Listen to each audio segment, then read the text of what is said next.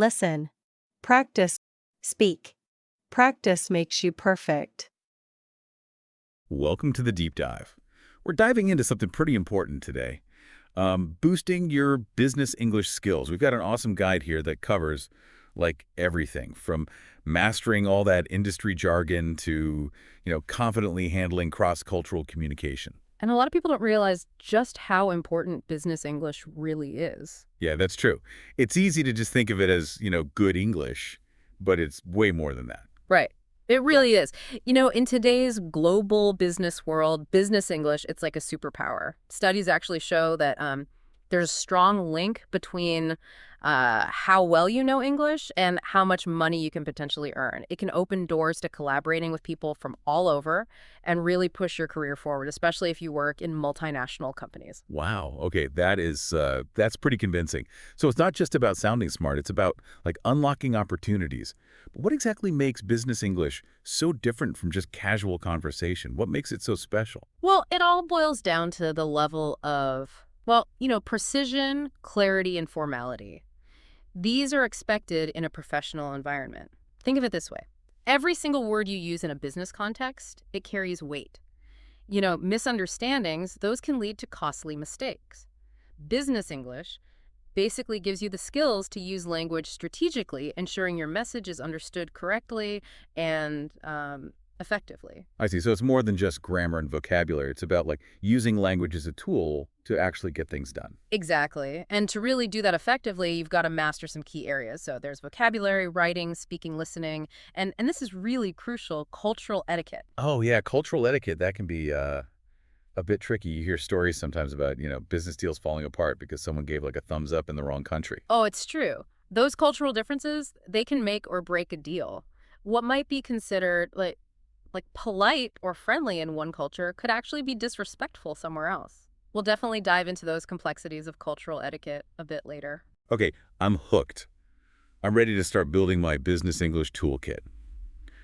What's the first step? Where do we even begin? Well, let's start with vocabulary. It's like the building blocks of good communication. Okay, word power. But how many business terms do I really need to know? I don't need to memorize the entire dictionary. Right? No, you don't need to be a walking dictionary, but having a solid grasp of terminology specific to your industry, that's essential. It shows that you understand the language of your field and that you can actually contribute meaningfully to conversations. Like if you're in finance, you need to understand terms like ROI or return on investment. Right, yeah, that makes sense. It's like speaking the secret language of finance. Exactly. And the good news is you don't need to use flashcards for every new term. Instead, just try immersing yourself in content that's specific to your industry. Read journals, blogs, or articles related to your field. Pay attention to how those terms are actually used in context. This will help you absorb the language more naturally. Okay, so it's about understanding the idea behind the terms, not just memorizing definitions. That sounds way easier. Absolutely. And as you read, just keep a running list of those new words and phrases, jot down the definitions, and even create example sentences, to help solidify your understanding. Okay, I can already see myself with my business English vocabulary journal, like my secret weapon to decoding the language of my industry. Yeah. But what about writing? Sometimes just writing a simple email feels impossible. Oh, I totally get that feeling. Writing in a professional context, yeah, it can be daunting. But here's a tip that can save you time and stress. Templates. Use them. Templates? Don't those sound a bit, generic? How can I make sure my writing still sounds authentic, like my own? That's a great question. So think of templates as a framework, not like a rigid formula. They give you a starting point for emails and reports, making sure you include all the essential stuff clearly and concisely. From there, you can personalize it with your own voice and style. So it's about using templates as a foundation and then building on that with my own creativity, what I want to say. Exactly. And to really make your writing shine, consider using tools like, Grammarly or Hemingway Editor. They can help you catch those pesky grammar errors and even give you suggestions on how to make your writing clearer and stronger. Awesome. Technology to the rescue. That takes some of the pressure off. But writing is just one part of the whole picture. What about speaking? Honestly, public speaking freaks me out. Oh, public speaking is a super common fear. But there are strategies you can use to overcome it. Have you ever heard of the FEEL method? No. Tell me about it. So it stands for focus, envision, engage, and let go. So first, you focus on your main message, like the one key takeaway you want your audience to remember. Then envision yourself delivering that message and doing it well. Engage with your audience, make eye contact, use natural gestures. And finally, let go of that fear of messing up and just trust that you've prepared. That's really helpful. It breaks the whole process down into smaller steps. Are there any other ways to practice speaking, in a business context besides public speaking? Absolutely. Practicing different scenarios like mock interviews or presentations with a friend, that can be super helpful. It gives you a safe space to get comfortable with the flow of business conversations and to get some feedback. Oh yeah, mock interviews. That sounds way less scary than facing a real interview panel. Mhm. Are there any other resources that you recommend for improving speaking skills? Joining a group like Toastmasters, that can be amazing. It's a really supportive community where you can practice public speaking and get feedback from, people who've been doing it for a while. It's a fantastic way to build confidence and meet other people who are on the same journey. Hmm, that's a really good idea. I think I might check out my local Toastmasters chapter. Yeah. So now, what about listening? I feel like I zone out sometimes in meetings, especially when they start throwing around technical jargon. Ah, yes. Active listening. That's a crucial skill for any business setting. It's more than just hearing the words. It's about actually understanding what's being said. Okay, but how do we do that? Like, how do we become better listeners? So one technique that works really well is called reflecting. It's basically summarizing what you heard back to the speaker to make sure you got it right. For example, you might say, "So what you're saying is," or uh, just to make sure I'm on the same page, you mean? Ah, that makes sense. It shows them you're paying attention and actually trying to understand their point of view. Exactly. And it gives the speaker a chance to, clarify anything that might have been misunderstood. It's a simple technique, but it can be really powerful in keeping the communication clear. Yeah, I can see how that would be helpful. It avoids those moments where things get lost in translation, which can happen in business sometimes. Are there any other active listening tips that you recommend? Definitely. Try to really focus on the speaker's main points. What's the core message they're trying to get across? Pay attention to their tone of voice and body language. Those nonverbal cues, they can actually give you valuable insights into what they're really trying to say and how they're feeling. So it's like reading between the lines and paying attention to those like subtle things that can add to our understanding. Precisely. Active listening, it's a skill that takes practice, but the benefits are definitely worth it. It can transform your communication and make your professional relationships stronger. Okay, I'm feeling inspired to step up my listening game. But all this talk about active listening makes me wonder, how can we train our ears to better understand different accents and speaking styles? That's a great question, and it's a pretty common challenge, especially for people working in international business. Yeah, exactly. Sometimes I feel like I'm playing guess the accent in meetings, especially when the conversation starts going really fast. Well, imagine you're, training for an international listening marathon. Immersing yourself in different audio content, that can really improve your comprehension. Like training my ears to be multilingual. Precisely. Listen to podcasts, watch movies, or even tune into news channels from different countries or regions. The more you expose yourself to different accents, the better your ear will become at picking up those nuances in pronunciation and intonation. Okay, I'm adding International Listening Marathon to my business English to-do list. Yeah. Sounds like a fun way to boost my listening skills. And remember, if you're in a conversation and you miss something, don't be afraid to politely ask the speaker to repeat themselves. Most people are happy to clarify, especially if it helps to make sure everyone's understanding each other. That's good to know. It reminds us that communication is a two-way street.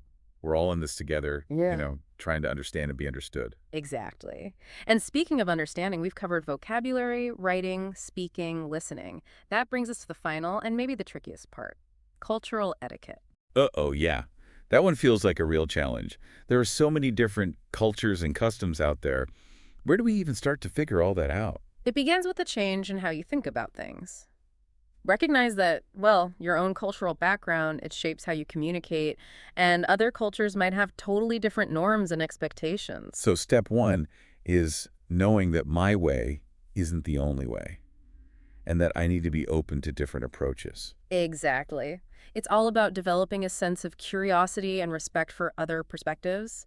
And research is really important too. Before you interact with people from another culture, take some time to learn about their communication customs. You can find tons of resources online, books, even cultural training programs. Oh, okay. So I can do my homework and be prepared for those interactions. What kind of specific things should I be researching? Pay attention to things like tone of voice, how formal they are, appropriate topics for conversation, even body language. Like in some cultures, interrupting is considered rude, but in others, it actually shows that you're really engaged. And what might seem like a friendly gesture in one culture could be offensive in another. It's amazing how much meaning can be packed into those little nonverbal cues. Yeah. I'm really starting to understand why cultural etiquette is so important in business English. It is. And, there are often subtle nuances even within cultures. So it's important to just be observant and try to pick up on those cues from the people you're talking to. So it's about being present, paying attention, and adapting how we approach things based on the situation. Exactly. It's a constant learning process. Yeah. Be patient with yourself. You'll make mistakes along the way, but that's okay.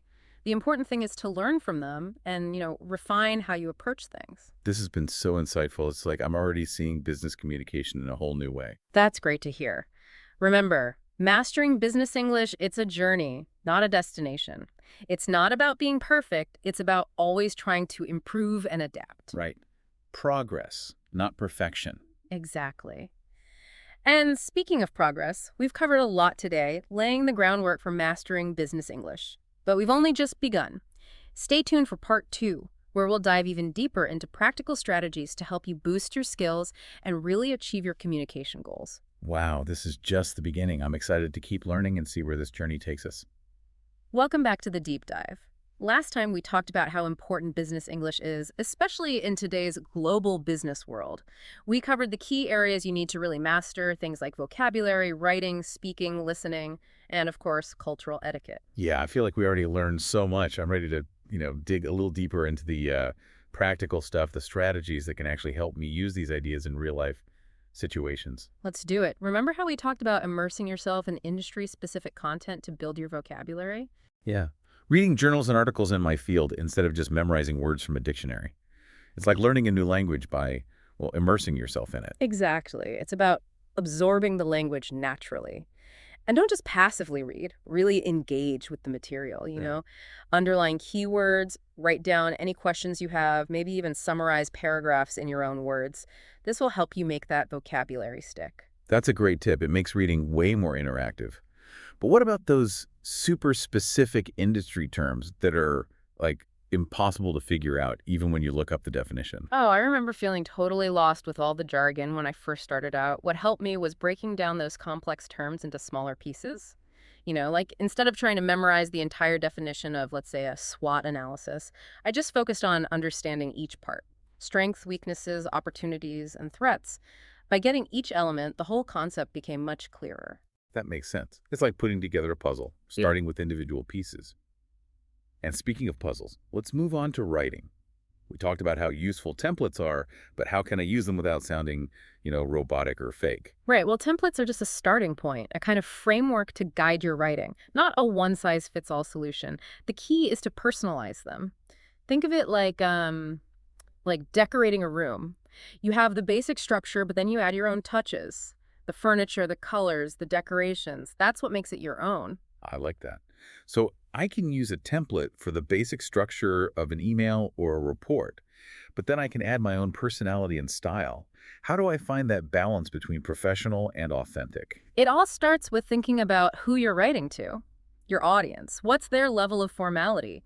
You adjust your language and tone based on that. For example, an email to a close colleague might be much more casual than a report you're writing for, like a senior executive. So it's all about reading the room, even when you're writing. Exactly. And don't be afraid to add a bit of yourself in your writing, Maybe share a quick story, ask a thoughtful question, or even use a little humor here and there to keep things interesting and make your writing more memorable. Okay, that makes sense. So writing is more than just giving information. It's about making a connection and, making an impact. Now, I'm ready to face the speaking challenge. We talked about that feel method for public speaking. But how can I use those ideas in, everyday conversations at work? You can actually adapt the feel method to any speaking situation, from just chatting with someone to giving a big presentation. It's about, remember, focusing on what you want to say, seeing yourself succeed, engaging with whoever you're talking to, and letting go of that fear of messing up. Okay, I can see how that structure would work in different situations. But honestly, even when I'm prepared, I still get nervous sometimes, especially when I'm talking to someone whose English is like way better than mine. Oh, I used to get those same butterflies. I remember feeling intimidated by native English speakers, like they were judging every little mistake I made. Yeah, I know that feeling. Yeah. Like you're under a microscope, which just makes you more nervous. Totally. What helped me was shifting my focus. Instead of worrying about my own insecurities, I concentrated on the message I wanted to get across. So instead of obsessing over perfect grammar, I focused on expressing my ideas clearly and connecting with the other person. So it's about prioritizing connection and communication over, speaking perfectly. Exactly. And everyone makes mistakes, even native speakers. It's Yeah. just part of learning a language.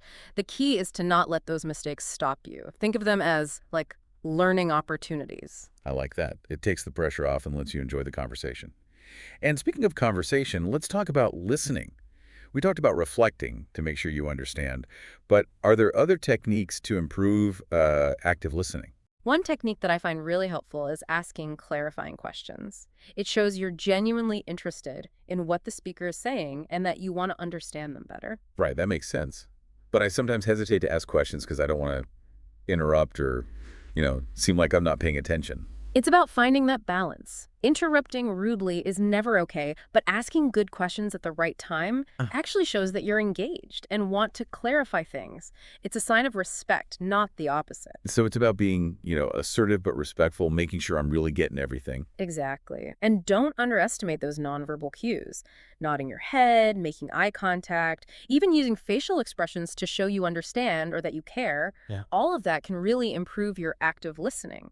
It's about creating a space where the other person feels heard and valued. It's about making a connection, not just passively taking in information. Yeah, I'm curious about cultural etiquette. We talked about doing your research and being aware of those cultural differences. But how do I actually apply all that in a conversation where there's not much time to think? That's a great question. And that's where observation becomes really important. Okay. Pay attention to those nonverbal cues, the things people do without even realizing it.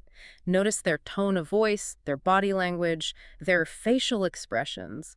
Those little hints can give you valuable insights into their cultural norms and how they communicate. So it's like reading the room, even though you're not really reading, and adapting how I act based on what I observe. Yes, exactly. And if you're ever unsure about something, just politely ask for clarification. You could say something like, I'm not familiar with this culture and I want to make sure I'm understanding you correctly. Would you mind explaining? That's a good approach. It shows you're willing to learn and that you respect their culture. Exactly. And remember, cultural etiquette isn't just about memorizing rules. It's about having empathy, curiosity, and being flexible. It's about pushing yourself out of your comfort zone and embracing all those different cultures out there. That's a great point. It makes me see cultural differences as like learning opportunities, not just obstacles. And that's the kind of thinking that will help you thrive in today's global business world. This has been so insightful. I feel like I'm already getting a better grasp of all this. But before we move on to the last part of our deep dive, do you have any advice for someone who's feeling overwhelmed by all this information? Like, what's the most important thing to remember on this business English journey? Don't try to do everything at once and celebrate those small victories. Focus on one thing at a time. Maybe it's improving your vocabulary or polishing your writing or becoming a better listener. Welcome back to the deep dive. We've covered so much ground, from building up that vocabulary to navigating all those cultural differences. We've given you a ton of tools to really improve your communication in the global business world. But, actually using those tools can still be a little intimidating. Oh, absolutely. Yeah. I mean, even when you're prepared, there are going to be challenges, right? I'm kind of curious about those moments where we might trip up and how we can, deal with them effectively. For sure. Let's tackle some of the common hurdles and figure out ways to overcome them. One thing a lot of people struggle with, especially if they're not constantly in business settings, is just not getting enough practice. Yeah, that makes sense. Like any skill, the more you use it, the better you get. But how do we create those opportunities to practice if we're not, surrounded by business all the time? Well, there are some pretty creative and fun ways to practice outside of work. Have you ever heard of language exchange programs? You can connect with someone who's learning your native language, and you can help each other practice. Oh, so it's like a language swap. I help you with your English, you help me with, I don't know, Spanish, Mandarin, whatever you're learning. Exactly. It's a fun way to get some real-world conversation practice.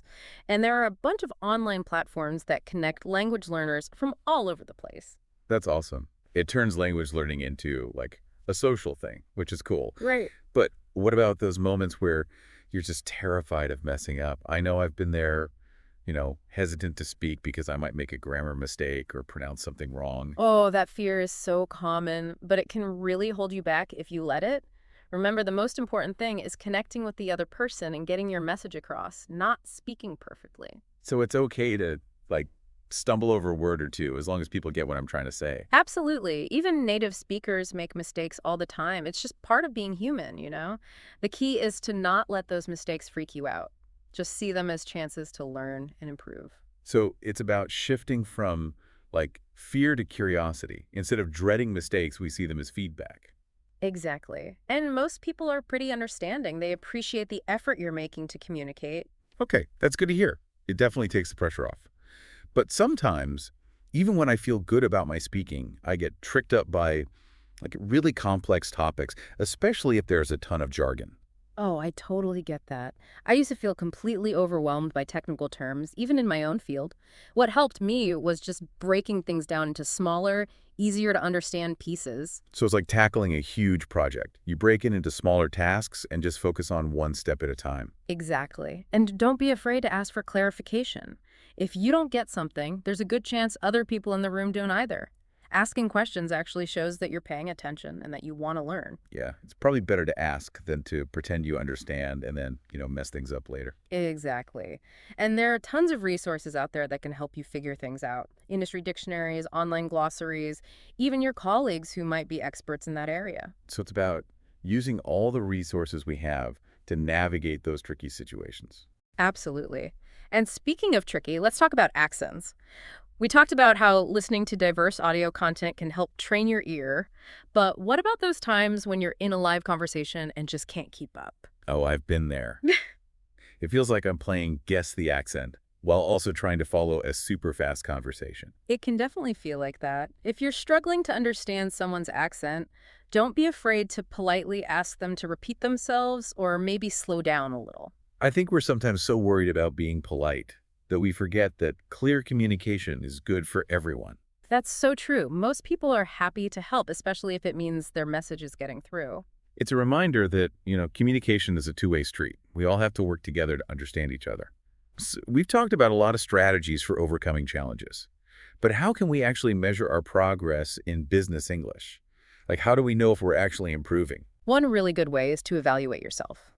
Keep a journal where you track new vocabulary, think about how you handled tough conversations, and note down areas where you feel more confident. So it's like a business English progress report where we can celebrate those wins, even the small ones. Exactly. Those small wins add up over time. And don't forget about feedback. Ask your colleagues, mentors, or language partners for constructive criticism. They can give you valuable insights into your strengths and weaknesses. It's about getting those outside perspectives to help us get better. Exactly. And for those who want a more formal assessment, there are standardized tests like 2ROEAC or BULETs. These can give you a snapshot of your current level and can be useful for certain jobs or academic programs. So if I'm trying to impress a potential employer or get into a top-tier MBA program, those tests could come in handy. Absolutely. But remember, tests are just one way to measure proficiency. The most important measure is how effectively you can communicate in real-world situations. That's a great point. It brings us back to the heart of business English, which is all about connecting, collaborating, and achieving our goals through language. Beautifully said. As we wrap up this deep dive, I want to encourage you to embrace this journey of mastering business English. It's an ongoing process of learning, growing, and adapting. Celebrate your successes, learn from your challenges, and never stop exploring the power of language. Thank you so much for all of your insights. This has been an incredible learning experience, and I feel like I have the knowledge and tools to really level up my business English skills. My pleasure. Remember, the world of business is full of possibilities, and with the right mindset and tools, you can achieve anything you set your mind to. That's inspiring. And to our listeners, keep practicing, keep learning, and keep striving for excellence. Until next time on the Deep Dive. Hey everyone, and welcome to another Deep Dive. You know how much we love exploring new resources, and today we're tackling something that's super relevant to all of us, especially if you're thinking about leveling up your career. Yeah, global communication is more important than ever before, right? Absolutely, and you guys sent in some awesome material this time, two really comprehensive guides on business English. So we're going to unpack all the juicy insights, tips, and strategies to help you really nail those professional interactions, whether you're writing emails, presenting at conferences, or just navigating those tricky cross-cultural conversations. You know, it's interesting. One of the guides actually called Business English the key to unlocking new opportunities. They even had a quote, something like opening doors to better career paths and global connections. I love that opening doors. That's a powerful image. Yeah, So it's not just about sounding fancy. It's about actually creating tangible opportunities. exactly. It's about being able to communicate, effectively build trust, and ultimately achieve your goals in a professional setting. Yeah. Which makes me wonder if it's so crucial. Why do so many people struggle with it? I mean, it's not like we're learning a completely new language. That's true. Yeah. But the challenges are unique. You're not just learning vocabulary, you're learning how to use it in a professional context, often with cultural nuances thrown in. Right. Right. It's like knowing the right words, but not knowing how to use them at the right time. Exactly. One guide actually broke down the difficulties into 3 levels. They talked about foundational skills like grammar and vocabulary. Then there's the specific communication skills like writing reports or leading meetings. And finally, the all-important cultural awareness. Cultural awareness. Mhm. That's a big one. We definitely need to unpack that later on. Absolutely. But first, let's talk about that foundational level, the vocabulary part. One guide mentioned something called building an active vocabulary. What exactly does that mean? Great question. So active vocabulary are the words you can actually use readily in your own speech and writing. It's not enough to just recognize a word when you see it. You need to be able to recall it quickly and use it correctly. So it's like the difference between recognizing someone's face and actually knowing their name and being able to have a conversation with them. Perfect analogy. And that brings us to another important point that both guides stressed. Before diving into any specific strategies, you need to assess your current level. Right. Know where you're starting from. Mm-hmm. Makes sense. But how do you actually do that? Are we talking about those standardized tests like TEIC and BILOTS? I know they exist, but I'm not exactly sure what they measure or how they differ. You're right. Those are 2 popular options. The TEII focuses on everyday workplace English. It assesses your listening and reading comprehension, which are crucial for understanding instructions, emails, presentations, that kind of thing. Okay, got it. So if you're aiming for general business communication, TEII is a good benchmark. Exactly. Then you have the BULATS, which is more tailored towards specific business contexts. It evaluates your speaking and writing abilities, essential for things like negotiations, presentations, report writing. So BILOTS is more specialized, more for proving your skills in a particular field or function. Precisely. This is super helpful. Okay, so let's say you've assessed your level and you've identified some areas for improvement. What's next? Where do we go from there? Well, one guide suggests tackling vocabulary first. They emphasize learning a few new words daily, and then instead of letting them gather dust in a notebook, actually using them in sentences, make them a part of your active vocabulary. That seems way more effective than just rote memorization. But with so many words to learn, how do you even choose where to start? One guide had a great tip about focusing on collocations, words that frequently appear together like close a deal or conduct a meeting. Mastering these combinations can make your language sound so much more natural. Collocations. Got it. It's like learning the right phrases for specific situations rather than just individual words. Exactly.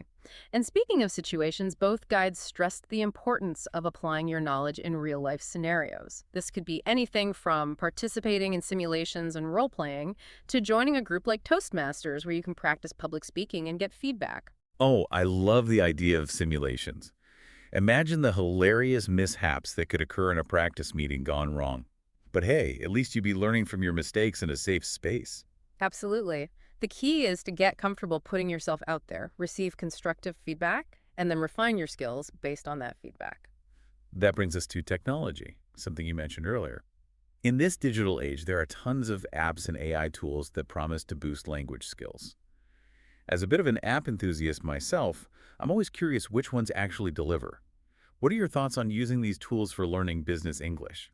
There's no doubt that technology can play a huge role, but it's crucial to remember that these tools are meant to be aids, not replacements for genuine effort and practice. So using technology strategically to enhance our learning, not to completely rely on it. Got it. What about specific recommendations for someone just starting out? Are there any apps or platforms you'd suggest for structured learning? Platforms like Duolingo and Babbel are excellent for building a solid foundation. They offer bite-sized lessons, often with gamified elements, which can make learning feel less like a chore and more like, well, a game. I love that gamification aspect. It really can make a difference in terms of motivation. And speaking of game changers, I'm really intrigued by the potential of AI in language learning. We've all heard about those AI-powered writing tools that can draft emails and even generate reports. Mm. How are those being used for business English, and are they worth exploring? They're definitely gaining traction. They can be incredibly helpful for tasks like drafting emails, generating reports, or even refining your writing style. But it's important to approach them with a healthy dose of caution. So not relying on AI to do all the work, but using it as a smart assistant to support your learning and refine your output. Exactly. Think of AI as a sophisticated editor, not a ghostwriter. It can help you polish your work and catch those pesky grammar errors, but the core ideas and content should still come from you. This is super helpful. I'm already making a mental note to explore some of these AI tools and see how they can fit into my learning journey. That's great. But before we get too carried away with technology, let's not forget about the human element of business English. Remember those cultural differences we talked about earlier? Oh, absolutely. The guides really hammered home the importance of cultural awareness, especially in international business settings. One example that really stuck with me was the concept of direct versus indirect communication styles. Right. In some cultures, being blunt is seen as honest and efficient, while in others, it can come across as rude or aggressive. Exactly. It's a classic example of how something that seems perfectly normal in one culture can be completely misinterpreted in another. And that's why cultural awareness is so crucial. It's not just about avoiding faux pas, it's about building trust and rapport with people from different backgrounds. It's about understanding that communication is about so much more than just the words themselves. It's about the context, the nonverbal cues, the cultural nuances that shape how our message is received. Exactly. It's about developing that sensitivity and awareness that allows us to connect with people on a deeper level. This has been such an insightful conversation already. We've covered so much ground, from building an active vocabulary and mastering collocations to embracing technology and navigating cultural differences. I feel like we've only just scratched the surface, though. There's so much more to explore. Absolutely. We've laid a solid foundation, but there's a whole world of strategies and resources out there to help you refine your business English skills and really take your communication to the next level. And that's exactly what we'll be diving into in the next part of our deep dive. Can't wait. Let's do it. All right, so we've talked about the big picture of business English, but let's get down to the nitty-gritty, the actual skills we need to master. And I think a good place to start is with writing. Makes sense. It's a fundamental aspect of business communication. Yeah, emails, reports, proposals. Those can be pretty daunting, especially when you're aiming for that professional polish. Both guides actually devote a lot of space to writing skills, and for good reason. They highlight email etiquette as a top priority. It's often the first impression you make in a business context. Oh, I totally get that. I remember early in my career, I sent an email with a subject line that was way too casual for the recipient. Let's just say I learned my lesson about formality and professionalism in written communication. We've all been there, but the guides offer some great advice on avoiding those pitfalls. One thing they both recommend is using templates for common business documents, like emails, letters, even reports. Templates. Isn't that a bit impersonal, though? I always thought good communication was about being personal and tailored to the audience. You're absolutely right. And that's where customization comes in. The guides stress that templates should be treated as starting points, a framework to build upon. You still need to personalize the content, taking into account the recipient, the purpose, and the overall tone you want to convey. So it's about finding that balance between efficiency and personalization. Using a template can save you time and ensure you're covering the essentials, but then you inject your own voice and tailor it to the specific situation. Exactly. What about longer documents like reports and proposals? I always struggle with structuring those in a way that's clear, concise, and engaging. One guide had a great tip for that. Use clear headings and bullet points to break up the text. It makes your writing more scannable and digestible. Oh, I like that. It's like giving the reader a roadmap so they don't get lost in a sea of words. Exactly. And speaking of clarity and conciseness, both guides recommend using tools like Grammarly to help you polish your writing. Catch those grammar errors, suggest more concise phrasing, even help you refine your tone and style. Yes, Grammarly is a lifesaver. It's like having a personal editor on call 247. It really is. Okay, so we've covered writing, but what about speaking keyboard? Presentations meetings, those situations where you have to think on your feet and articulate your thoughts clearly and confidently. Any tips for those of us who are more comfortable behind a keyboard? Both guides emphasize the importance of practice. It sounds cliche, but the more you put yourself out there and speak in business-related contexts, the more comfortable you'll become. Easier said than done sometimes, right? Especially for those of us who are naturally introverted or just nervous about public speaking. I hear you, but there are ways to make that practice more effective and maybe even a little less terrifying. One guide suggests recording yourself speaking. It might feel awkward at first, but it's super valuable for identifying areas where you can improve. Listen back and pay attention to your pacing, pronunciation, use of filler words, all those little things that can impact how you come across. Oof, that self-cringe can be real. Ah, But you're right, it's probably the most objective way to evaluate your speaking habits. exactly. What about understanding different accents? Sometimes I find myself getting lost in meetings or conference calls where people are just speaking quickly or with unfamiliar accents. Like my brain just can't keep up. One of the guides had a great tip for this. Immerse yourself in business-related content in English podcasts, like this one, English news channels, TED Talks in your industry, anything that exposes you to different speaking styles and accents. Ah, so it's about training your ear to get accustomed to the rhythms and nuances of different accents. Hmm. Makes sense. What about active listening, though? It's not just about hearing the words, right?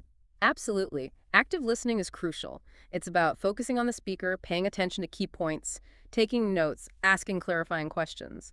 It's a skill that can be developed with practice, and it's so valuable in any business setting. Right. It's about being present in the moment and engaging with the speaker in a meaningful way. Which reminds me of something we talked about earlier, cultural differences. We talked about how they can impact communication styles, but how do those nuances actually play out in real-life business situations? Well, one guide gave a fascinating example from the world of international negotiations.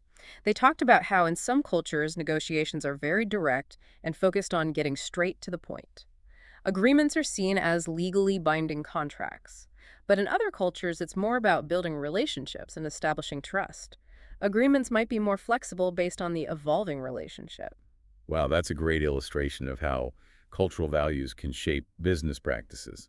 It highlights the importance of understanding not just the language, but also the underlying cultural norms that influence communication and decision-making. Absolutely. And the guides stress that cultural awareness is not a one-time thing. It's an ongoing process of learning, observing, and adapting. Right, the more you interact with people from diverse backgrounds, the more comfortable and confident you'll become in navigating those cultural differences.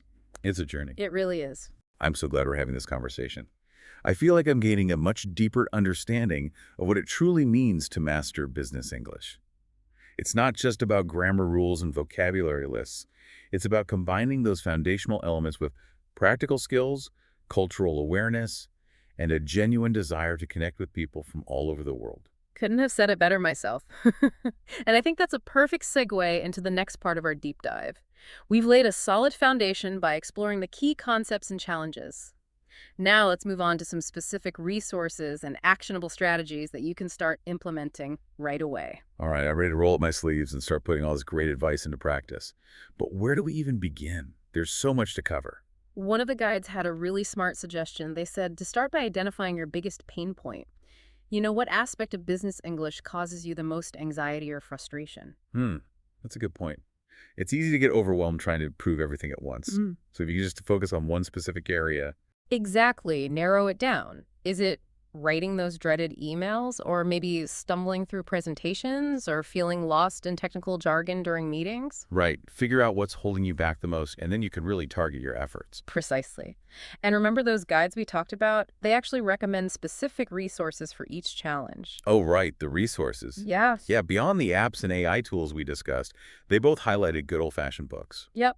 Classics like Business Vocabulary in Use or English for Business Communication can provide a really solid foundation in the core principles and vocabulary. I love a good book. There's something about really diving deep into a well-written book that just helps solidify your understanding. Absolutely. And it complements the interactive learning you get from apps and online tools. For sure.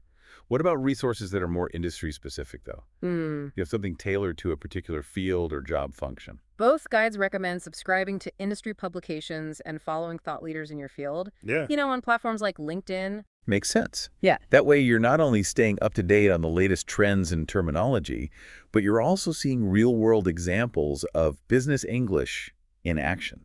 Right. It's like immersing yourself in the language of your profession. And speaking of immersion, I'm a big believer in the power of surrounding yourself with the language you're trying to learn. Movies, TV shows, podcasts, they can all be great tools. Absolutely. And don't just passively consume the content. Make it an active learning experience. Right.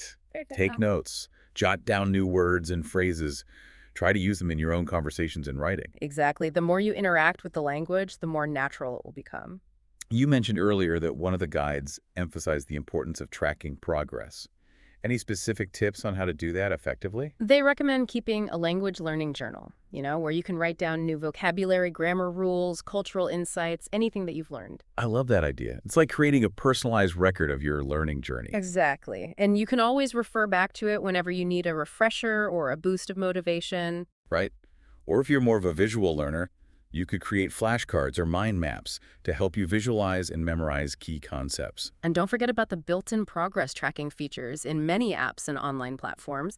Those can be really motivating too. It's all about finding what works best for you and making it a consistent part of your learning routine. Definitely, consistency is key. And speaking of routines, I'm curious, do the guides offer any advice on how to stay motivated and avoid burnout? Learning a language can be a long process. It's easy to lose steam along the way. One guide suggested setting realistic goals and breaking down your learning into manageable chunks. Don't try to master everything at once. Focus on one skill or area at a time. That's a good point. It's like that saying, how to eat an elephant, one bite at a time. Exactly. And don't forget to celebrate those small victories along the way. Acknowledge your progress and give yourself credit for the effort you're putting in. And take breaks when you need them. It's okay to step back and recharge. Absolutely. Self-care is important. And remember, you're not alone in this. There are tons of online communities and forums where you can connect with fellow language learners, share tips, and offer support. It's like having a built-in cheer squad. Exactly. Surround yourself with positive energy and motivation. Well, I think we've covered an incredible amount of ground in this deep dive. From understanding the importance of business English and identifying the challenges to exploring specific strategies and resources, I feel like we've equipped our listeners with a powerful toolkit. We've given them the roadmap. Now it's up to them to start the journey. Exactly. And remember, the key is to start small, stay consistent, and most importantly, have fun along the way. Learning business English should be an exciting and enriching experience, not a chore. Couldn't agree more. So embrace the challenges, celebrate your progress, and never stop exploring. Well said. And on that note, I think it's time to wrap up our deep dive into the world of business English. Thanks for joining us. We hope you found these insights valuable and that you feel empowered to embark on your own language learning adventure. Remember, effective communication is a skill that can truly open doors to countless opportunities, both professionally and personally. It's an investment in yourself and your future. So keep learning, keep growing, and keep those communication skills sharp. We'll see you next time for another deep dive.